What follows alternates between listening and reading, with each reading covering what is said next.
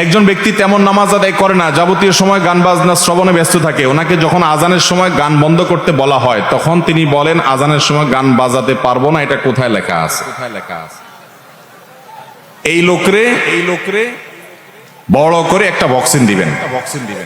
Boxing দেওয়ার পরে বলবেন যদি বলে আমাকে বক্সিং কেন দিলা, বলবেন যে তোমাকে বক্সিং দেওয়া যাবে না। এই কথা কোথায় লেখা আছে?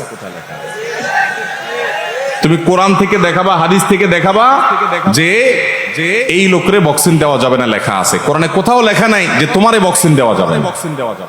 অতএব বক্সিং কেন? আরেকটা দেব।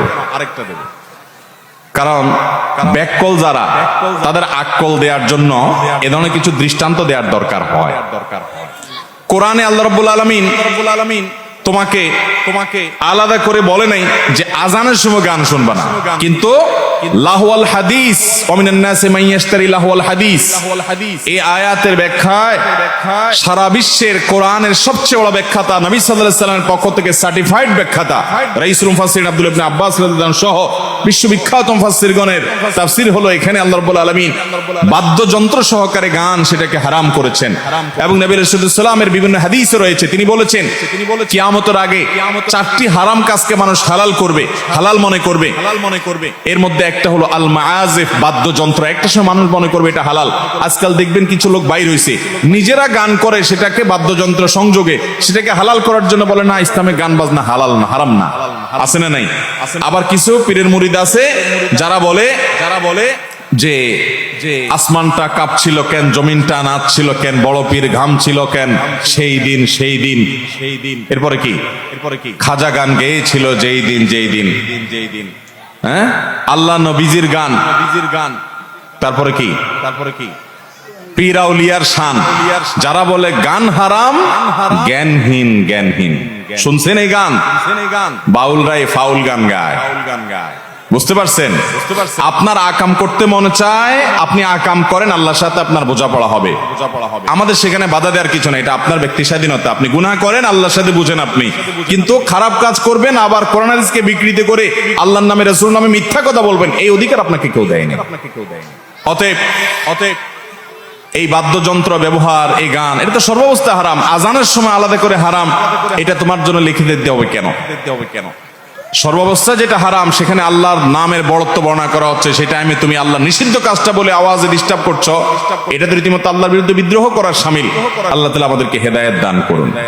যেটা সবসময় হারাম সেটা আজানের সময় আরো বেশি হারাম। আমি সতর ঢেকে ফুটবল খেলি, কিন্তু আমার বন্ধুরা হাফ প্যান্ট পরে খেলে, এই অবস্থায় আমার কি গুনাহ হবে?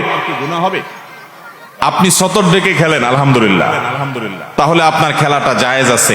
আপনি ব্যায়ামের উদ্দেশ্যে, রিফ্রেশমেন্টের উদ্দেশ্যে আপনি ক্রিকেট, ব্যাডমিন্টন, ফুটবল খেলছেন, কোনো হারাম কাজ করা ছাড়া। সেখানে জুয়া টুয়া নাই, জায়েজ হতে পারে। মুশকিল হলো আপনার সাথে অন্য সব খেলোয়াড়ের রান দেখা যাচ্ছে, সবাই হাফ প্যান্ট পরে খেলছে, তো অন্যের সতর দেখাটাও তো হারাম। সতর নিজের উন্মুক্ত করাও হারাম, আর আরেকজনের সতরের দিকে তাকানোটাও কি? এখন আপনি যদি ওইদিকে তাকানো ছাড়া খেলতে পারেন তাহলে জায়েজ হবে, কিন্তু এটা কিভাবে সম্ভব? 20-30 জন মানুষ একই মাঠে দৌড়াদৌড়ি করবে, বল পাস করবেন, নিবেন, তার সহযোগিতা খেলবেন, তাহলে সেক্ষেত্রে তার রানের দিকে তো আপনি তাকাবেনই। যারা এই প্রচলিত ফুটবল খেলা দেখেন তারা শুধু এই একটি বিষয় চিন্তা করেন, আপনি এই লোকগুলোর সতর দেখা লাগা কি লাগে না? সতর ঢাকার ফরজ আল্লাহ তাআলা করেছেন, সেদিকে তাকানোটা হারাম। যেহেতু আল্লাহ তাআলা ফরজ করেছেন ওইটা ঢেকে রাখাটা, সে উন্মুক্ত করেছে, সে গুনাহগার হচ্ছে, আর আপনি তাকাচ্ছেন, আপনিও গুনাহগার হচ্ছেন। অতএব এটা জায়েজ হতে পারে।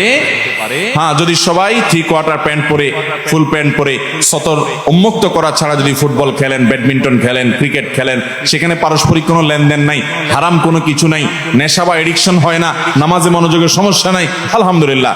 শারীরিক রিফ্রেশমেন্টের জন্য, কসরতের জন্য এই ধরনের খেলা জায়েজ আছে। আমাদের নবী সাল্লাল্লাহু আলাইহি সাল্লাম তার আমলে মসজিদে নববীর আঙ্গিনাতে ইথিওপিয়ান সাহাবীরা খেলাধুলা করেছেন, তিনি পারমিশন করেছেন।